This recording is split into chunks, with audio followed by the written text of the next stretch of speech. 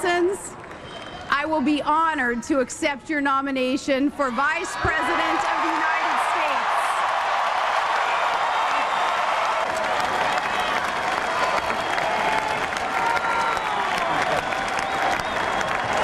I accept the call to help our nominee for president to serve and defend America, and I accept the challenge of a tough fight in this election against confident opponents at a crucial hour for our country. And I accept the privilege of serving with a man who has come through much harder missions and met far graver challenges and knows how tough fights are won, the next President of the United States, John S. McCain.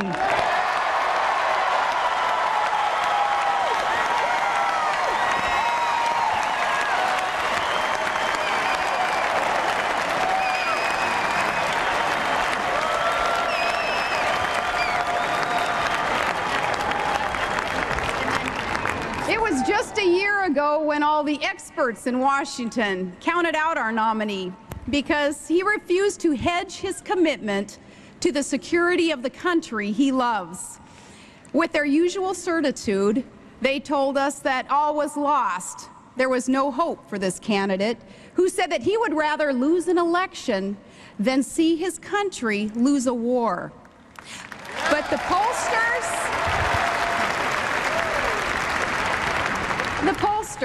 and the pundits, they overlooked just one thing when they wrote him off. They overlooked the caliber of the man himself, the determination and resolve and the sheer guts of Senator John McCain.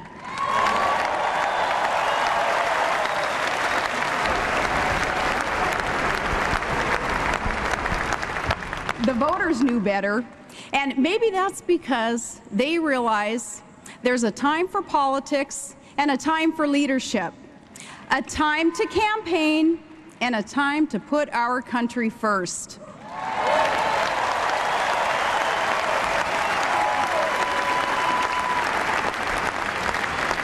Our nominee for president is a true profile in courage, and people like that are hard to come by. He's a man who wore the uniform of his country for 22 years and refused to break faith with those troops in Iraq who now have brought victory within sight.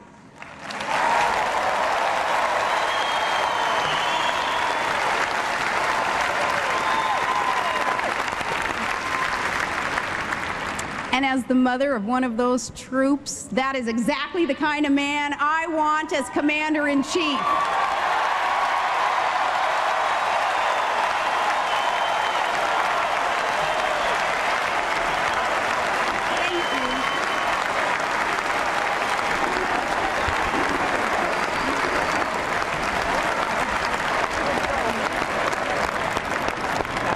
One of many moms who will say an extra prayer each night for our sons and daughters going into harm's way. Our son Track is 19, and 1 week from tomorrow, September 11th, he'll deploy to Iraq with the Army infantry in the service of his country.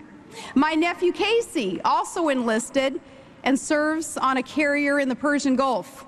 My family is so proud of both of them and of all the fine men and women serving the country in uniform.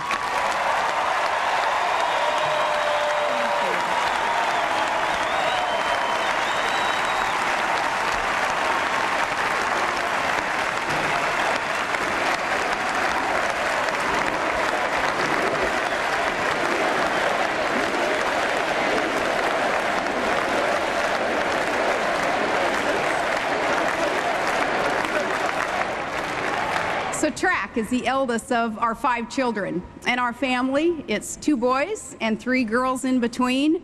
My strong and kind-hearted daughters, Bristol and Willow and Piper.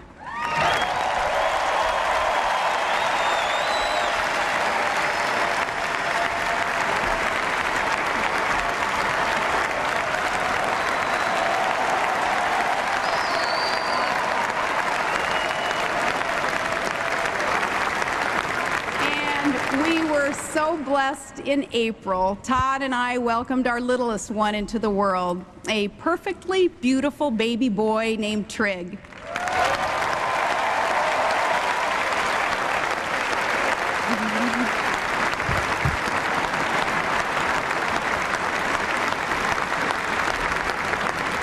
You know, from the inside, no family ever seems typical, and that's how it is with us. Our family has the same ups and downs as any other, the same challenges and the same joys. Sometimes even the greatest joys bring challenge. And children with special needs inspire a very, very special love. To the families of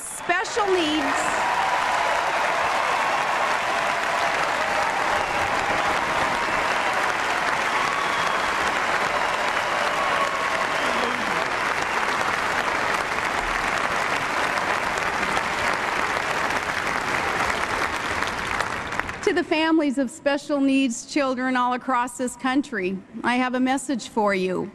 For years, you've sought to make America a more welcoming place for your sons and daughters.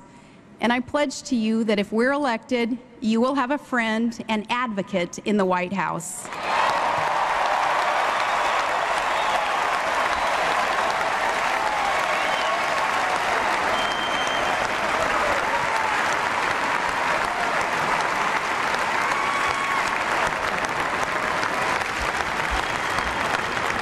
And Todd is a story all by himself. He's a lifelong commercial fisherman and a production operator in the oil fields of Alaska's North Slope, and a proud member of the United Steelworkers Union. And Todd is a world champion snow machine racer.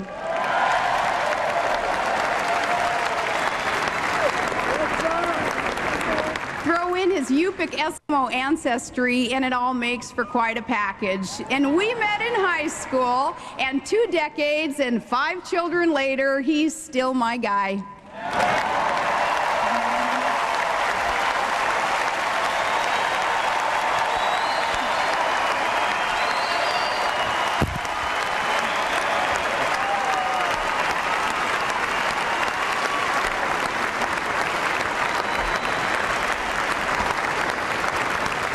My mom and dad both worked at the elementary school in our small town, and among the many things I owe them is a simple lesson that I've learned, that this is America, and every woman can walk through every door of opportunity, and my parents are here tonight.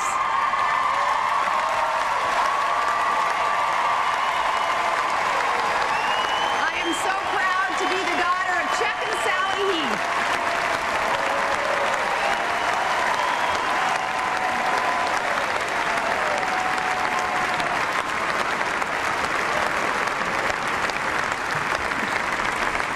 Long ago, a young farmer and a haberdasher from Missouri, he followed an unlikely path.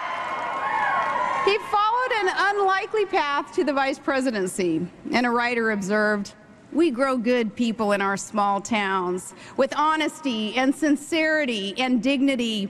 And I know just the kind of people that writer had in mind when he praised Harry Truman. I grew up with those people. They're the ones who do some of the hardest work in America, who grow our food and run our factories and fight our wars. They love their country in good times and bad, and they're always proud of America.